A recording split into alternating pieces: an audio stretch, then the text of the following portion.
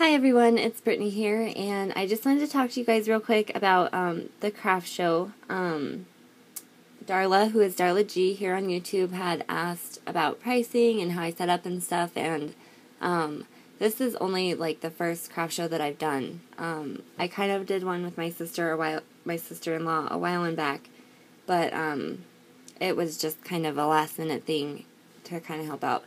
So this is my first time actually really setting up and all that stuff.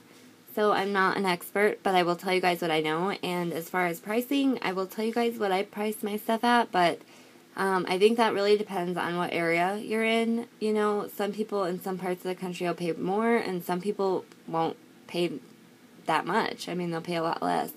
I tried to price a little low. Some of my stuff I know is a little bit higher.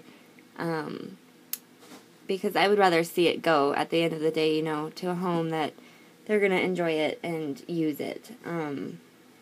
Yeah, so anyways, I will get started and I'll show you guys. I took some pictures, and I don't know how well this will show up because it's on my phone. But this was first part of my booth, and I had half of the booth, so this, and then I'll show you the other part. But this is how I set up. My sister-in-law had this wire rack. She has all these pegboard walls for when she travels and goes to shows. So we just hung up the rack, and then my pop-top stuff hung up here. And then down here I did a couple earrings, and my husband made this rack, and I'll show you guys that here in a minute. And then I set out my mini albums back here, and there's my cards, and then I had all the prices, you know, on those little pieces of paper. And then up here I had the little notepads that I had altered, all of these were. And then back here were the binder clips, and those are really funny, so I'll tell you about those in a minute. So that was that, and then over here was the other half, and it was just another table that was butted up next to the other one, and I didn't know how to lay out my cards, so I just did it like this. Yeah, so that was how I set it up. And these were the little notebooks, and I actually got these in a trade, so I didn't really consider that I had much into these at all, because I traded some penny items, and these were penny items, so it really didn't matter. And I just used some of these little embellishments that I hadn't been using, and these were all scrap paper. Every one of these I did with scrap paper. I've been trying to get rid of that pile. And I marked these at $2, and these actually sold really good. I think these are the only two I have left, maybe. But, yeah, so those I marked at $2. Oops, my star fell off. And, let's see. These ones were also part of that trade. And so when I got my silhouette, I just cut some of these shapes out. And this one I cut notes out. And I just did it like the little composition books. You guys saw me alter these. And all of these were at $2. And these ones did not sell as well. I will tell you that. The other ones sold a lot better. So there was that. And then I didn't know how to just do my earrings, but she had bought like a magnet board, and we ended up not using it. But my husband made this frame because we saw one at Hobby Lobby, but it was like $20. So he just got the mesh, painted it, and made a frame and whatever. And then he made it so that there's little screws in the back here. So he made like little feet to put on that slide on, like out of the little shelf, fancy looking thingies. I don't know. But anyways, yeah, so he made this so that I could display them, so my earrings just hang on there. I can't really get it all in there. But, yeah, and then my earrings, I really just did them, you know. I don't really think I have that much into these either, because you buy a pack of these for like $1, and then a pack of the head pins for $1, and then beads, but I have a lot of beads, so. Anyways, I marked them at $3 just, you know, to see. And they actually sold really, really well. I think I sold, well, I sold all but 4 pairs that I took. So, those sold good, and that was how I displayed those. And then, my mini albums I took as well. And those, I didn't really know what to price them at, because those are one of the things that I don't know if it's really specific to people that do scrapbook or, you know, are in more of our community. I don't really know that. So I did larger, and by larger, those were the 6x6s, I believe. And then the larger paper bag ones that are like this size, which is about 5x9. Those ones I did at $35. And then I did have one of the 8x8 minis still. And I actually sold that before I went on my craft show. Okay, sorry, I had to shut my door. But I sold one of the 8x8s before I went to my craft show, and I sold it for $50. That was the Tim Holtz one. If you guys watched my videos, you would have seen it.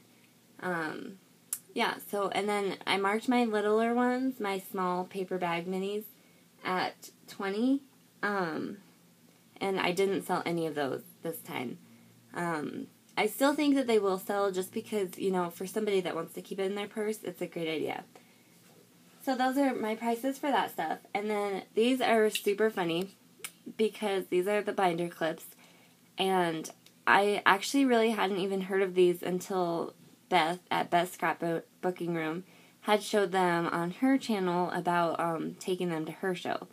And I believe she said she was ashamed that she sold them for $2. And it was just so funny to me because, you know, I thought people in my area wouldn't buy those, you know, like, whatever. But I wanted to get some and I wanted to try it anyways.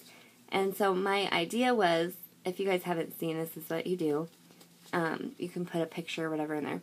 So my idea was to I made a couple of these, one pack of the big ones and one pack of the smaller ones. And I was going to put my prices in these and set them out on the table. And when I got there, my sister-in-law said, no, absolutely, you should just stick them out here and sell them. And these ones are bigger, and they are, let's see, 2 inches. They're the 2-inch ones. And then, let me grab a little one.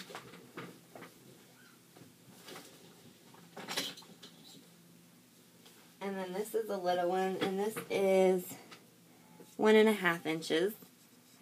And so, again, I just used scrap paper, you know, little embellishments. I had a ton of these because these are from the Basic Gray collection, and I bought all that stuff. And then I really like these doilies Tina sent me, so I put one on here. And I just tied some scrap ribbon. This one has some seam binding. I mean, they were all pretty much like this one with these little things and then just plain paper. But, yeah.